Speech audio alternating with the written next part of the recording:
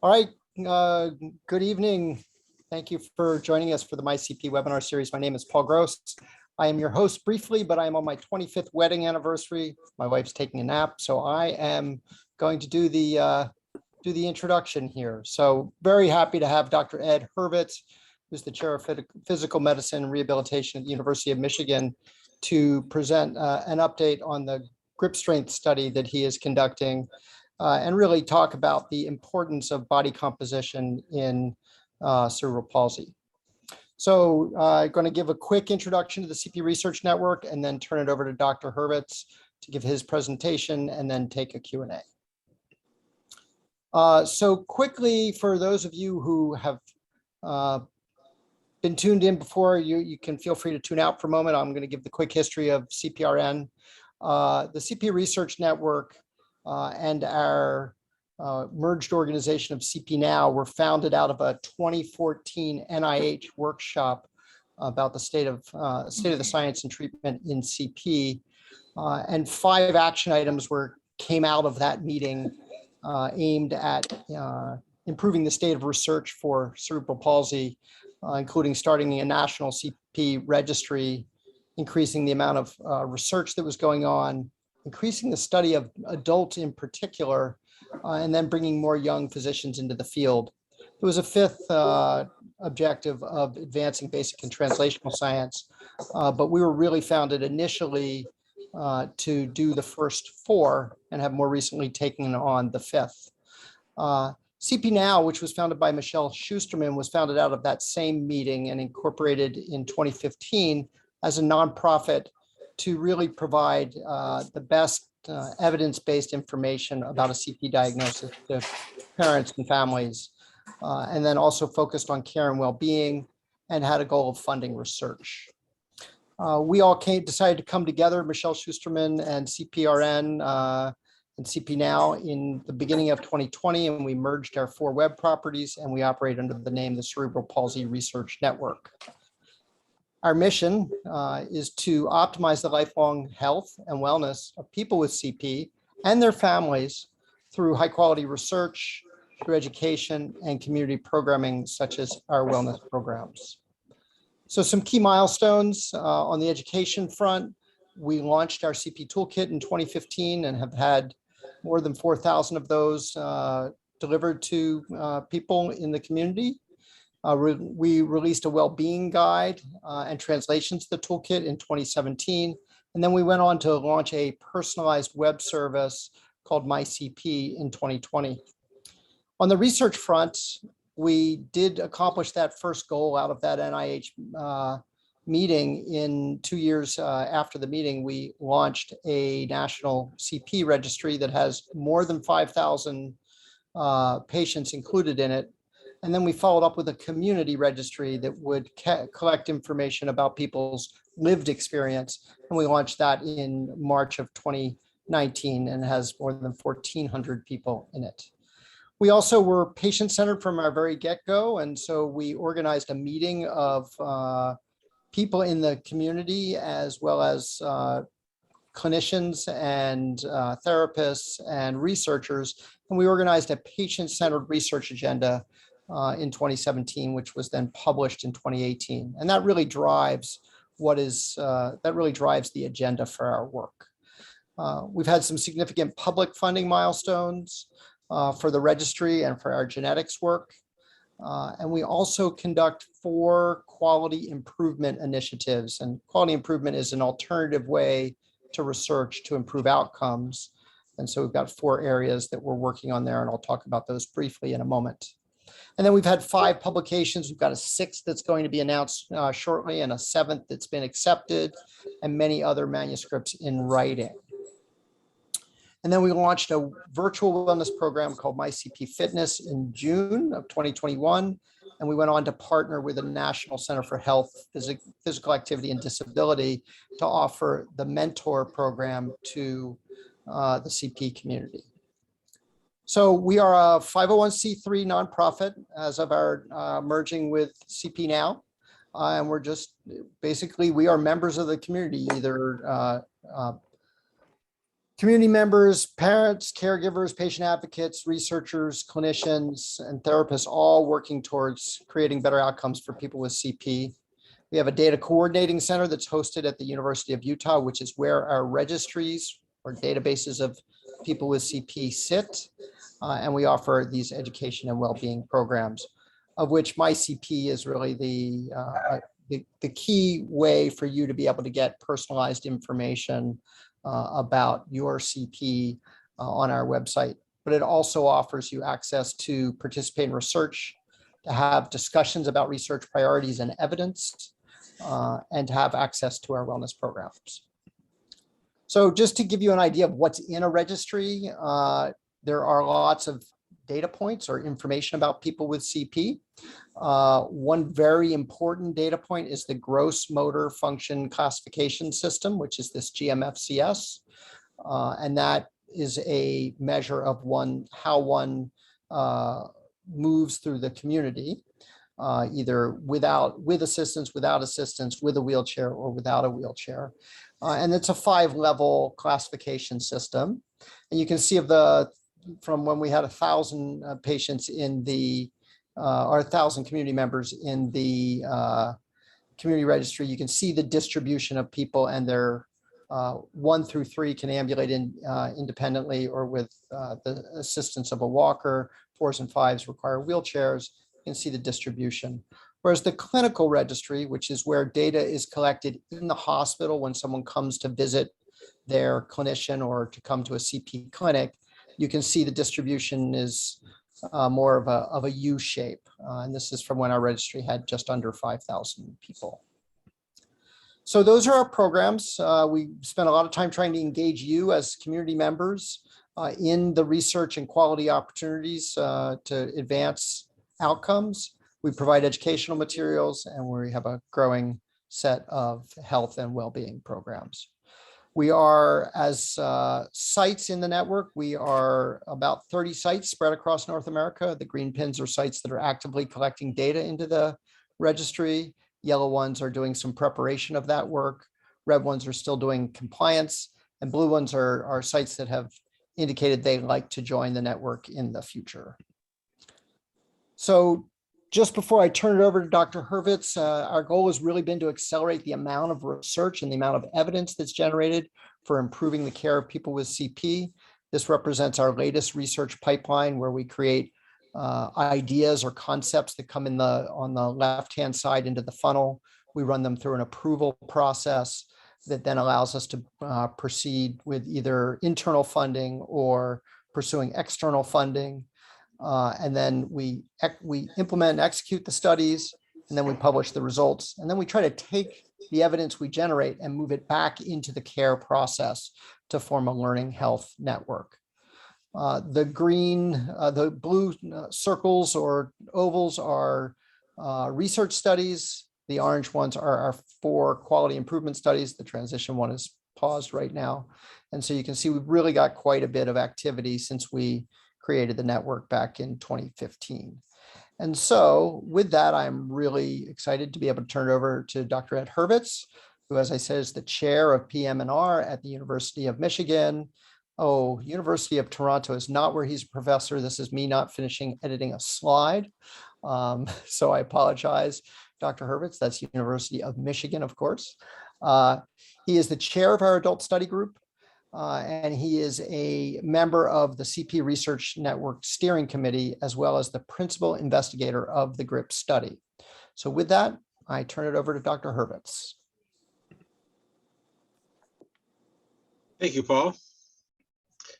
I will share screen. And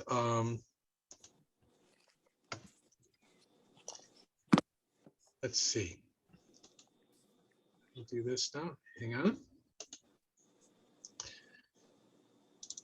Are we seeing my slides in the proper form? We are. Yes. Excellent. I always love when that works. Good luck, Dr. Hurvitz. I am taking off. Happy anniversary, Paul. Thank you. All right. Well, good evening, everybody, again. And it was so nice of Paul to come and do that introduction.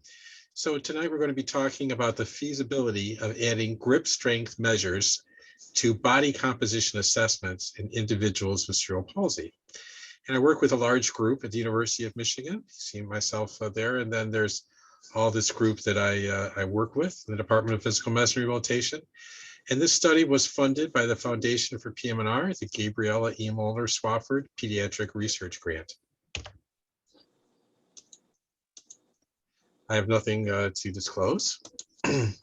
So to start off with a question, what do adults with cerebral palsy really want to know? And this is a quote from Russell Thompson, who was at the Research CP meeting in Chicago several years ago. He said, my biggest challenge is understanding what's happening within my body. It appears over the last couple of years that my muscle has deteriorated. I expected some deterioration, but not quite this early. I'd like to determine if this is reversible or how much it will worsen. So the big question is, what happens with aging in cerebral palsy? So we wanted to know more about what factors determine how people with cerebral palsy will fare as they get older. What happens in the aging process? So a couple of things we know about people with cerebral palsy is that they have altered body composition and they have low strength.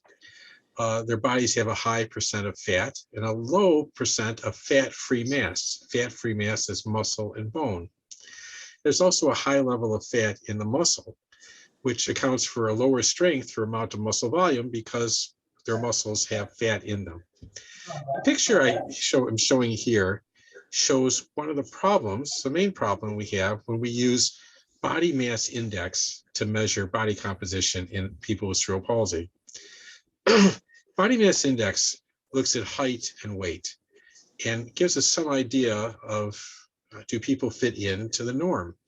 But the problem is that if someone is very, very muscular, muscle weighs a lot, so they'll have a high body weight. And someone could have very low muscle and have very high fat, and they could have the same body weight and the same height, and they could have the same BMI. But the person who's very muscular is very healthy, and the person who has all the body fat is at high risk of chronic disease. So body mass index is not a great way to measure body composition in a situation where people have lower muscle mass, lower bone mass, and higher fat mass. It doesn't really give us the best information because the weight will be low because the muscle and bone content is low. We also know that adults with cerebral palsy are at risk for chronic disease. Our Adults with Pediatric Onset Disability Research Group at the University of Michigan has done a number of studies looking at these problems and found that their adults with cerebral palsy are at higher risk for cardiovascular disease, renal disease, kidneys, musculoskeletal disease, and respiratory, the lungs and breathing. All of these diseases are higher, found at higher amounts in adults with cerebral palsy. Why is that? Well, inflammation can be a common pathway to these studies, to these diseases. If there's a lot of inflammation in the body, then a person can be at risk of any one of these diseases. And obesity, having a high fat content, and poor fitness levels are associated with an inflammatory state. And these are problems we find in adults with cerebral palsy. So since we know that there's a loss or absence of lean body mass and increased storage of fat in the tummy, that's visceral, and in the muscles, is there an increased risk for chronic disease in cerebral palsy? Well, I mentioned that there was, and this is just a graph from a study that we did in JAMA back in 2015. It's nice maize and blue, just like the University of Michigan colors, but what it shows is that in every one of these disease categories, diabetes, asthma, hypertension, other heart problems, stroke, emphysema, joint pain, and arthritis, the blue is people with cerebral palsy. And in every category, people with cerebral palsy were at higher risk in a study that we did using large databases and insurance information to give us the information.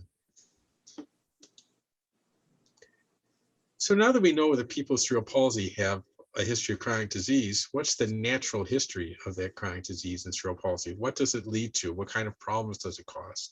Well, people with cerebral palsy, they report a significant amount of pain. They also talk about functional loss. People with cerebral palsy lose walking ability early on in adulthood, much earlier than be expected for people who don't have cerebral palsy. And all of this together is generally called early aging. So we have a question: can we change this risk of chronic disease? Can we change this risk of having problems like pain and functional loss through some kind of intervention, through exercise, through medication, through surgery? Is there something we can do to change this risk? The problem is it's hard for us to really follow the risk because we don't know the best tools for screening for chronic disease risk. Some of the tools and methods that we use in people who don't have cerebral palsy really don't work well in the cerebral palsy population because, as I mentioned, their bodies are different. So we wanted to look at grip strength. Grip strength is an established biomarker of health. It's an established way of looking to see how healthy people are. It hasn't been well tested in cerebral palsy. There's been a couple of studies that looked at it, but not really in a clinical situation. In the typical developing population, the non-CP population, it's highly correlated with other measures of strength. Weak grip is also associated with increased risk of having problems with function, fractures, having heart disease, having problems with muscle and skeleton, and early mortality. It's also associated with cardiometabolic health, cardiac risk in children and adolescents. So grip strength is a fairly good indicator of health. We know that it works in people without cerebral palsy. The question is, will it work with people who have cerebral palsy? So the goal of the study was to test the clinical feasibility and reliability of body composition and strength measures performed in a clinic setting on individuals with cerebral palsy. The long-term goal is to have a set of measures that can assess risk and the effects of intervention on the risk of disease. In other words, we can do these measures, we can get some idea of what's the risk of this young person getting diseases as they get older. And if we do treatment for it, if we encourage them to be more physically active, if we treat problems early, can we make a difference? So we had a few aims. The first aim was to look at body composition. In other words, get an idea of how much body fat there was during a clinic visit for children and adolescents, children and adolescents being 8 through 17, and adults with cerebral palsy. I should say that I didn't change these slides tonight. We're going to be talking really about our adult results, really going from 16 up to 70 years old. So we wanted to find easy, inexpensive, and time-efficient measures that are commonly used to assess body composition. So we tried weighing people. We looked at their waist-hip circumference and their waist-to-hip ratio. That's the image you see there of how those are measured. And we look at skin folds. We measured the triceps and the calf, although we gave up on the calf. The calf wasn't really helping us or doing anything. So we've been doing the triceps skin fold. But tonight, you're going to hear me use some terms. When we talk about skin folds, we talk about the skin folds help us to measure the lean body mass. And weight is simply called body mass. So both of those measures have those terms. Lean body mass is what we measure the skin folds using a formula after we did that pinch of the skin that you see in the picture. You'll hear me talk about that a lot. Our second aim was to measure grip strength using a commonly used tool. It's cheap and easy to implement in a clinical setting. We're using the Jamar dynamometer, or it could be some other dynamometer. This is just the one that we're using. And number three was to do a self or proxy-reported disease outcome in our adult population, looking at a chronic disease assessment. It's necessary to evaluate that in this population to understand their health risks. The protocol was to ask the participants and their caregiver in a survey if the individual with cerebral palsy ever had been diagnosed with a variety of chronic diseases and the age when they got these diagnoses. So let's now talk a little bit about some of the results. So we asked 114 people to participate in the study. We only asked people that we thought could follow directions, could complete the tasks, or at least try to complete the tasks.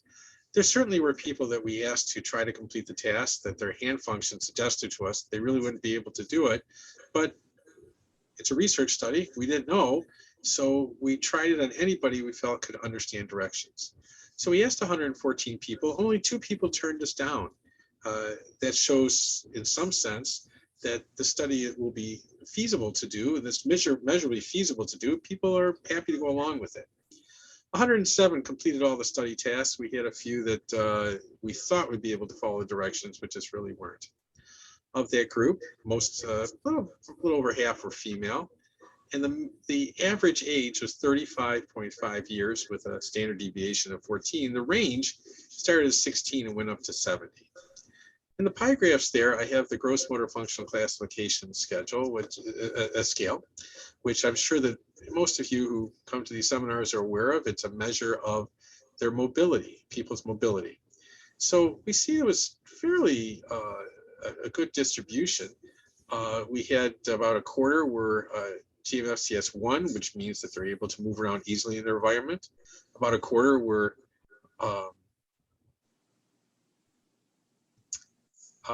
okay, I'm seeing that we'll have to take a look at these numbers. They come up a little bit higher than 100%. So we'll have to take a look at that. But we had a good distribution of folks throughout the various ranges. But I do want to point out that we did have a good number of 4s and 5s. These are folks that use a wheelchair for all of their mobility. People that are level 5 need help moving their wheelchair. And it's very common for studies to not include people that were 4 and 5s. We were very, we really wanted to include 4s and 5s as we did the study. So that's why you'll see those here. This is the max. It is the upper extremity measure for function. And you see that we had the majority of our patients had excellent upper extremity function. We're able to handle things easily. A good number, about a quarter, had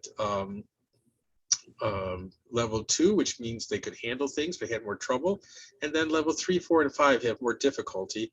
And we see that about 30% of our population went into that group.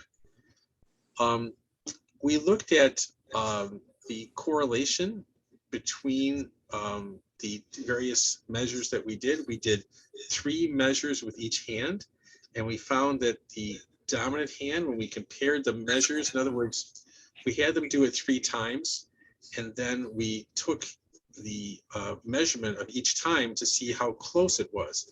If we had someone who did it 3 times, and the first time they got a score of 10, and the second time 30, and the next time 5, we would say they're not doing the task right. That doesn't correlate very well. But we had excellent correlation, a correlation number of 0.89, which is very high correlation for their dominant hand, and 0.92 for the non-dominant hand, which means that there was good test-retest reliability. That indicates to us that the test is a good test, because when people do it, they get about the same score. We're in the process now of looking at the population 1 year later, and we're going to be looking to see if they correlate 1 year afterwards. If they don't correlate, is that because there's been some loss of function? We found some interesting things with the results. We looked at the grip strength in by different functional levels. When we looked at people by their gross motor functional levels, here we looked at the 1 and 2, which are the ambulatory without assistive device group. And here we looked at the GMFCS3, which is the group that uses an assistive device. We found that there was really no difference in their grip strength. So gross motor functional classification scale did not tell us a lot about what was going to happen with grip strength. However, when we looked at the manual abilities classification scale, their hand function, well, that did tell us. Folks that had higher level hand function had a higher grip strength, and folks that had more difficulty with hand function had lower grip strength. So this tells us that it's going to be very important to think about what is the person's manual ability classification scale when we look at grip strength. That means that we can't put everybody at various max levels into one bucket and just look at their grip strengths. If we do that, we're going to be underestimating the strength of the groups 3. We need to find what's normal for group 3 and group 4 and group 5, and what's normal for group 1 and 2. They have different neurologic function, and so their grip strength testing is going to be different. That's what we found from here. But when we look at the gross motor scale, if we took people at different gross motor scales but had the same hand function scale, I think we could actually measure them all together in one group. We also found there was a difference based on their communication function, which is very interesting because communication doesn't seem to have a lot to do with grip strength. If they had poor communication function, they had lower grip strength. We're thinking that the poor communication function may just correlate with less motor function, or it may mean they didn't understand the directions. We're still trying to figure that out. I put this graph together to show you something interesting. When somebody has the gross motor function classification scale of classification 1, meaning they're able to walk easily,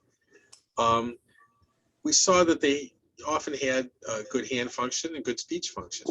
But it doesn't correlate all the way across, because we see that we had subjects that had, or here in the group that used wheelchairs for their gross motor function, but their hand function was less, and some less in this group. In other words, we had a number of people from group 4 who their hand function was in group 1.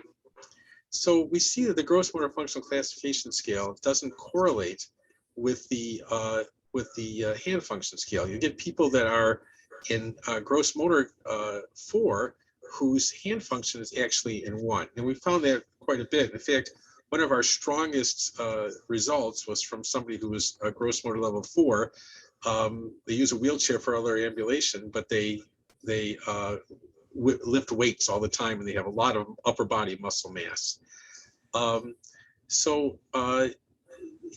Just a reminder that the gross motor function doesn't necessarily predict the hand function. It doesn't necessarily predict the speech function. We found a strong correlation between grip strength and lean body mass. That's what this graph shows, that as lean body mass went up based on our tricep skin fold test, the person was stronger, had stronger grip strength. We wanted to get an idea if there was a cutoff in grip strength that predicted lean body mass. Was there some correlation there? The reason for this is that when we look at using grip strength as a clinical test, cutoffs are going to be very important. When we look at diabetes, for example, there's a certain blood sugar that we say if it's above this blood sugar, that's diabetes. When we look at blood pressure, if there's a certain number, we say if it's above this, it's high blood pressure. So is there a certain grip strength that tells us something about the health? Above this point, you're healthy, below this point, you're not. So we looked at a couple of numbers. We looked at grip strength of 20, and we found that that was predictive of your lean body mass. If you had a grip strength below 20, you had a lower lean body mass than if you had a grip strength that was equal to or above 20. We found the same thing at 30. So we're still kind of playing around with this to figure out, is there a certain grip strength where we can say this grip strength is predictive of having less or more lean body mass, and is that predictive of disease states? The next idea, of course, then, is to say, does this correlate with the medical history? Well, we took a medical history in these 107 patients, and there wasn't a lot of good data from that. We found a few interesting things. We found that grip strength was lower in subjects who had epilepsy, and we found that 16 was kind of a predictor. If their grip strength was below 16, they often had epilepsy. If it was above 16, they did not. Now, that's just interesting. It doesn't tell us a lot. We're not sure exactly what it tells us, but it was just interesting to see. We also found grip strength was higher associated with some conditions, and we're not sure why. It was higher with people with asthma and higher people with bone fractures. We think the reason it was higher in people with bone fractures is because, and we looked at this statistically, people with fractures were actually higher level of their function. They had more function, and they got around more and probably had more of a chance to fall and break something. So that may be the reason for that. Again, it's not something that we're going to be taking into the clinic so much, but just trying to understand our results. So the future directions for this is we want to assess the ability to look at grip strength as a measure to help us understand health in several centers. We're doing it in our own center. Can it be done across several centers and correlated together? We submitted a grant for this to the American Academy of Cerebral Palsy and Developmental Medicine. We want to compare the results of the chronic disease history. So we need larger numbers. That's why we want to go to several centers to get more history of adults with cerebral palsy to understand their chronic disease history and see if it correlates with the grip strength. And then we want to follow it over the years. Does grip strength change over the years? And as it does change, does that tell us something about chronic disease? If people get involved in exercise, if they do things to make themselves healthier, does grip strength change? These are all things that we want to find out. So we have a vision with this for care for adults with cerebral palsy to determine the best practices for clinical practice. That includes surveillance for health risks, which is, this study is a little bit piece of that. And what are the correct pathways for treatment intervention? We want to make sure that we're giving people patient-centered care with lifestyle interventions. We want to not just give people pills, but how do we change people's lives so that they have a healthier outcomes? And we want to expand care. We want to use technology for greater reach. Telemedicine has been a great boon for reaching out to people. Certainly we want to do initial visits for doing the measurements we need to measure risk, but then we're thinking about, can we add measures of risk and providing, that's, sorry, it's a typo, should be providing care via telemedicine. And then mostly we want to educate. We want to educate consumers, people with cerebral palsy. We want to educate caregivers and build knowledge and interest in this area. So I think Duncan's actually on today. This is Duncan Wyeth. He came and spoke to us at Grand Rounds a while back. And he said that we have to spread the word. We have to reach out to primary care doctors. Information is power. We have to teach them how to teach their patients and have to help people stay as functional and well. So here we are. Looking at grip strength is a very small piece of this. It's an idea of, do we have a measure that we can use to tell us how people are doing, how people are going to do, and can we do anything that makes a difference?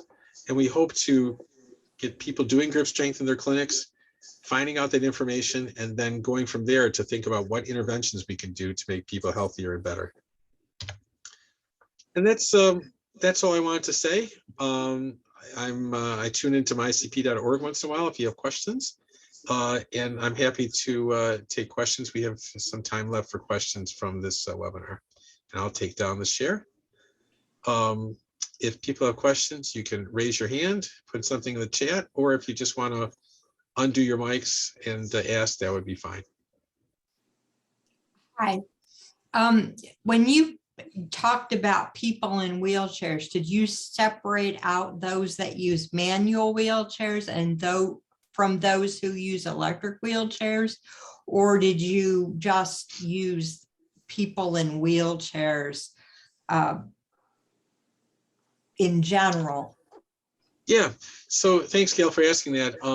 So generally speaking, if someone uses a wheelchair for the majority of their mobility, the majority of their getting around, whether they do it by power or whether they do it by manual, they're in that GMFCS4 category.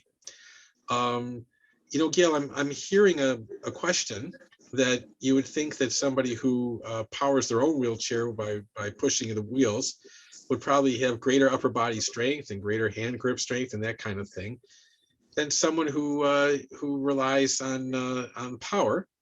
And I think that's a very good question. So I think that's something that we'll have to think about going forward. Okay, thank you.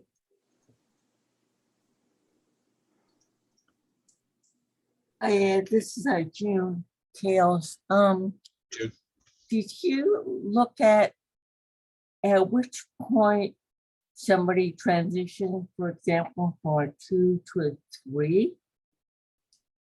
And I'm just wondering about that. And also, you know, grip strength for walker, people walk or use devices some of the time, you know, that I often thought that grip strength could be overdeveloped in many of us because of the amount of time we spend gripping for balance issues.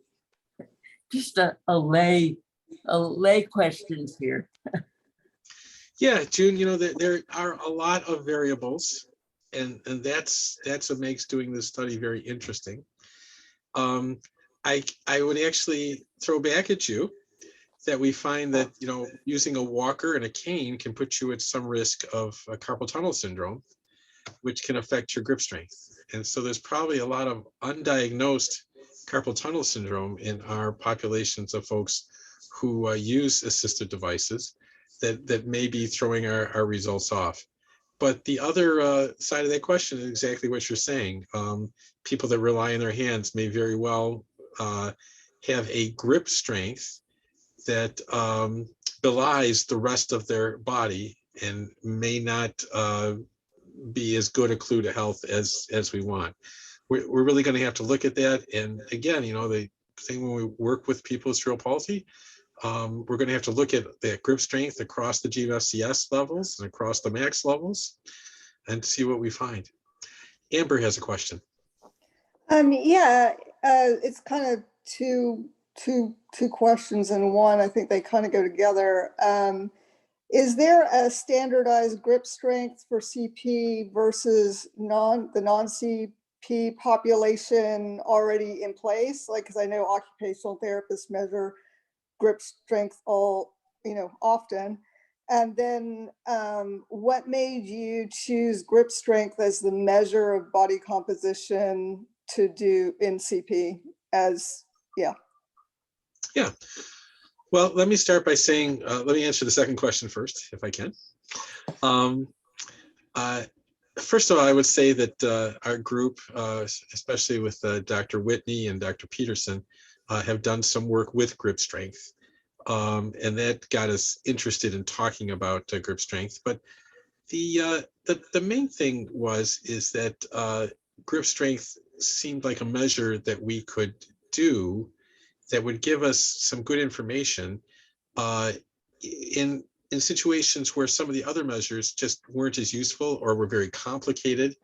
One way to look at muscle mass in people is to do a DEXA scan, which is a complex X-ray. We often send people for DEXA scans to get their bone mass, but just to follow that along for their muscle mass is not something we can do. This is something you could do in every clinic appointment. We have a dynamometer in the room and we just have them squeeze it.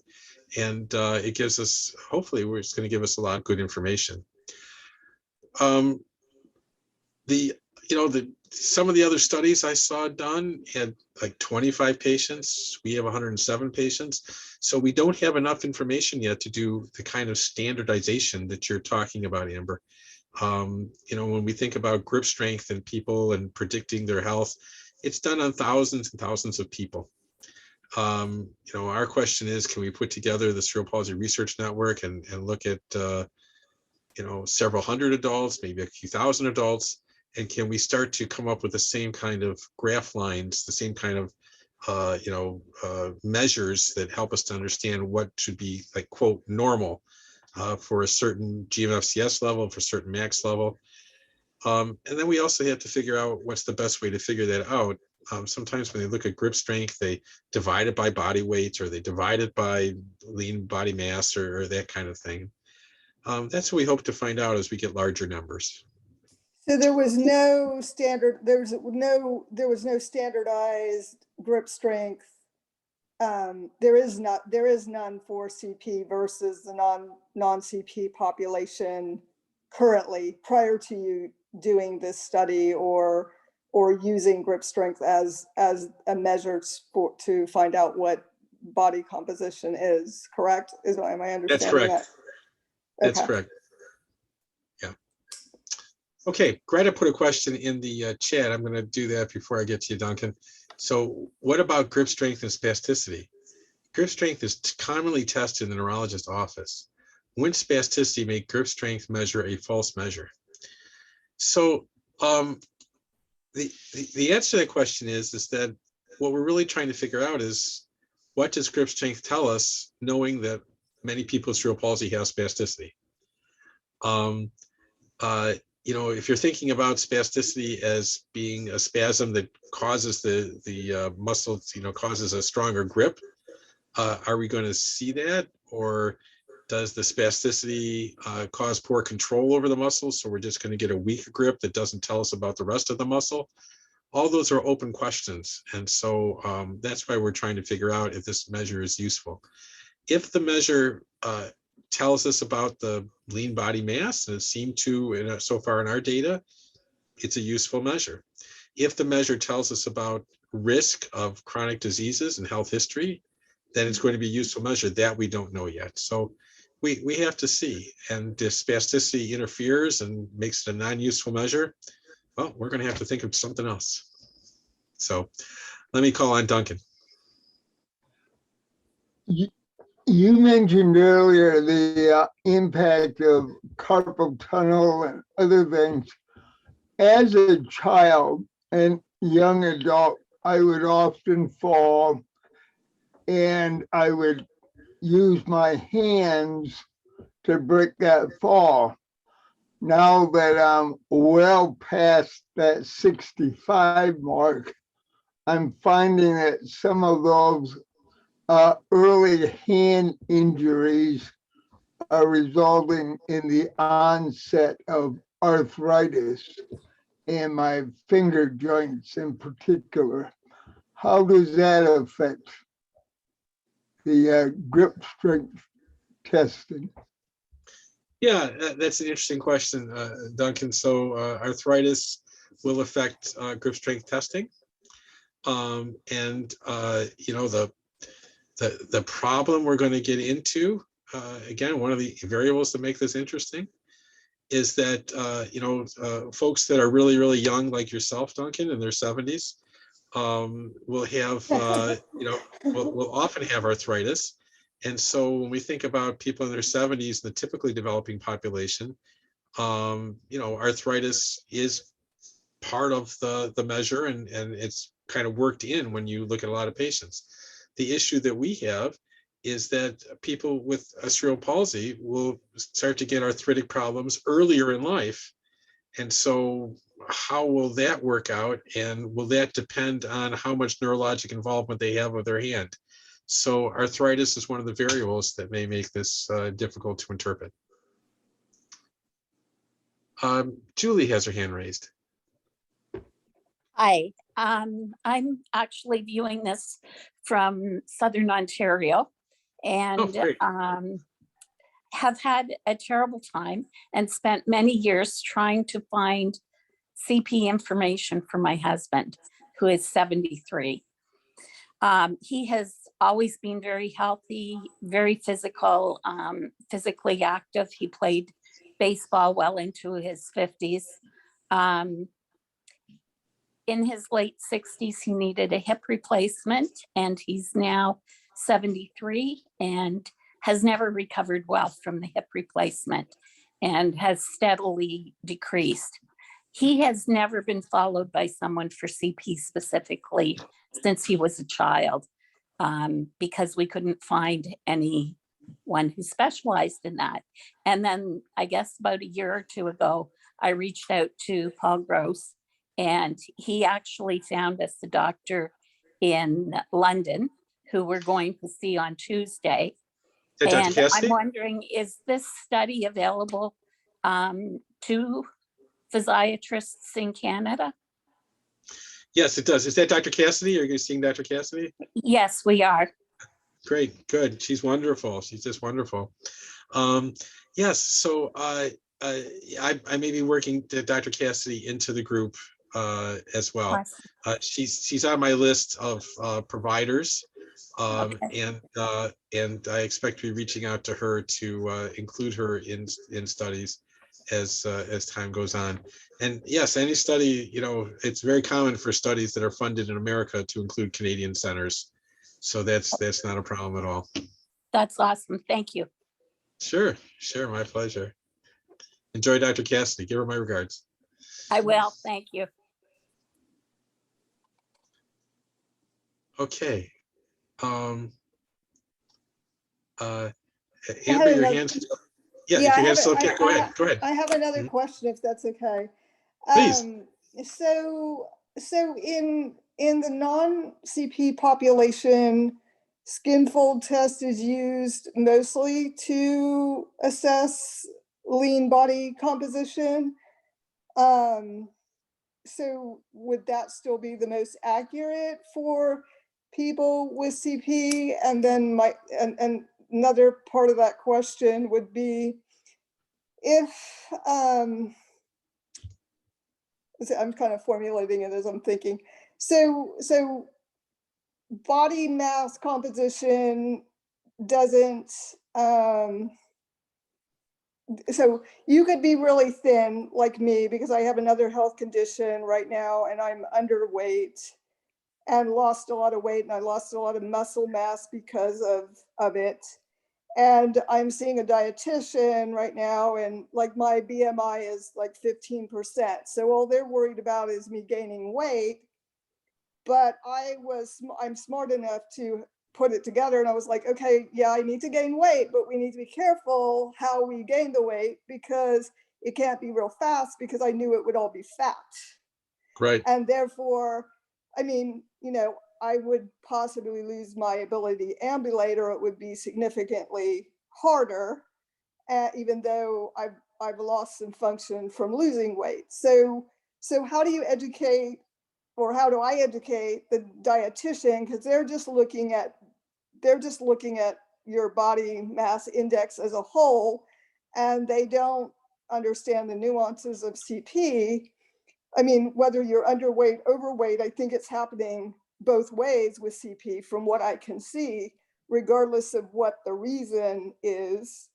So, you know, what do we do about that? Because I'm sure that's a problem with the non-CP population too, for other reasons, but it doesn't impair them maybe as fast as it would impair me if you're just trying to put the 20 pounds back on that I lost. That's a very challenging problem, Amber. I actually talk about this a lot in my clinic. Now, I tend to have this come up a lot more with children because, you know, children go to their pediatrician and they get weighed all the time, and they have the curves, right? You know, the growth curves. And so many of the children that I followed over the years were at, you know, the 3 percentile or less on the growth curve because they had decreased muscle mass and decreased bone mass. And so they would run into a situation where their pediatrician would say, oh, give them ice cream, you know, that kind of thing. Yeah. And yeah, you know, if you could build muscle with ice cream, I'd be an athlete. You can't build bodies with ice cream. You can only build fat with ice cream. And even just giving more calories, even if they were, you know, good calories, as you say, is not a good idea. So I would tell parents, I would clearly explain it to them. I would put it into my dictations. You know, Dr. Whitney just sent me a message reminding us that we have a paper that talks about preventative care. Dr. Whitney was the first author. And it talks about some of these issues of preventative care. And, you know, I'm going to see if I can get that loaded onto the MyCP website. And if I can, you know, if you want to educate your caregiver, hopefully you'd be able to download that site or direct them to it so they could read that paper. And I think that would be very helpful to help them understand some of these issues. Okay, thank you. My pleasure. Okay. Are there other questions or comments? June, yes, I have one more question. Please, Jim. The skin fold test. Could you just say a little more about how common that is and how it's done, and there's a lot of data behind it already? Well, June, in the typically developing population, people without cerebral palsy, skin folds are commonly done. They're commonly done by nutritionists. They're you probably won't get one done when you go in to see your primary care doctor, but it is something that nutritionists use. They're not actually the best measure in cerebral palsy. The reason for that is that when we look at the way skin folds are calculated, so what is done is that there's certain areas of the body, the triceps being one of them, that you take a little pinch, and then you measure it using a device called a calipers. That was in the picture I had there. It's this plastic thing that just measures how big the pinch is. And then there's formulas that tell us about the lean body mass. The problem is that fat is arranged differently in people with cerebral palsy. So the formulas that work for typically developing people don't really apply quite as the same way in people with cerebral palsy. So the fact that we had correlations with the lean body mass rather than something that we're a little more familiar with working, which is the waist-hip ratio, that's where we measure the waist and measure the hip. We really like that measure. I was hoping that measure would be the one that really correlated, but we found this correlation with the lean body mass, even though we know that there's problems with it when we use it for cerebral palsy because of the way that fat's arranged in people with cerebral palsy. So again, this is research. We take the data we have, we present it, we think about it, we talk about it, and then we go back and ask ourselves even more questions to see why something comes out the way it is and doesn't make sense. So that's it. We weren't doing tricep skin folding in our clinic because of that. In the population of people with cerebral palsy that are even of lower mass, so usually we think about people that are not able to ambulate, have much lower weight, much lower muscle mass. Skin folds has been used probably a little more successfully because those folks have lower body fat in general, especially people that have nutritional issues. Dr. Richard Stevenson in Virginia has done a lot of work with nutrition, but really looking at undernutrition much more so than overnutrition. Overnutrition is obesity being fat. Really looking at undernutrition in people with cerebral palsy and how that affects their overall quality of life. Does it do they participate less, participate more, are they in the hospital more?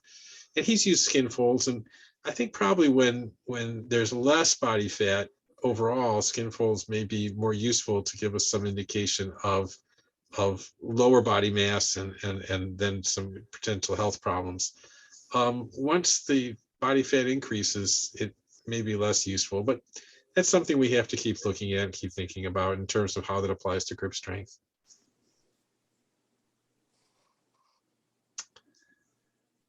Okay, it's about 8:57. Amber, did you have another question? Yeah, I do have one more question, if you don't mind. No, please. It's probably be the last one, but go ahead. So, so in order, if muscle, the muscle cells are different in CP, we know that, and there's more fat to begin with, or it develops over time because other muscles are underdeveloped. The best way to offset this would be to have kids with CP more active, or getting the right postural muscles and stuff to activate when you're younger, so that you wouldn't potentially have as many problems as you become an adult with CP. Is that? Yeah. I mean, because we can only offset it to a certain extent, right? I mean, as you're getting older, or, and because everybody, even yourself with no CP, is going to have muscle mass loss to some degree, maybe not as much. So I'm just brainstorming on how that can be prevented, and at what critical key points in development would that have to be done to have the best outcome? Amber, all great questions. The simplest answer I can give you is that people with higher body fat have more fat in their muscles, which impairs their function. Losing weight was probably most helpful. Dr. Whitney, who I've been mentioning, did some very nice work showing that children who Dan, I don't want to misquote your study. I think it's with like children with the same like weight, same body mass, had more fat in the muscles than their typically developing peers, people without cerebral palsy. In other words, I can't remember the exact details of the study, but the point was that right from childhood there'll be more fat in the muscles. We all get more fat in our muscles as we get older. But Dr. Whitney found that there was more fat in the muscles in children, in cerebral palsy compared to children who did not have cerebral palsy. So is diet and exercise the answer? Well, diet and exercise is good for all of us. So it's probably an answer, but what impact will it have? But we'll need more study to really tell us that. I encourage everybody to do it, to have a healthy diet, to exercise, to get proper amount of sleep. All those things are going to be good. How much effect it has and how much change it causes, that remains to be seen. So with that, I'm going to let Duncan have the last word, and then I'm going to close this up. And a real quick question. In your research, has there been any significant difference between those with primary spastic diagnosis and those with athetosis diagnosis? Yeah, Duncan, we don't have a big population of athetosis in the study. In fact, I think it could be they were all. I'd have to look back, but the vast majority were spastic CP. We don't see a lot of folks with the hyperkinetic, the athetotic CP in our clinic for some reason. So I don't have a good answer for that. Well, I want to thank everybody for their time today. And I really enjoyed giving you this lecture. And I hope you'll tune in next month for next month's webinar. And we'll see everybody then. Thank you. You're welcome.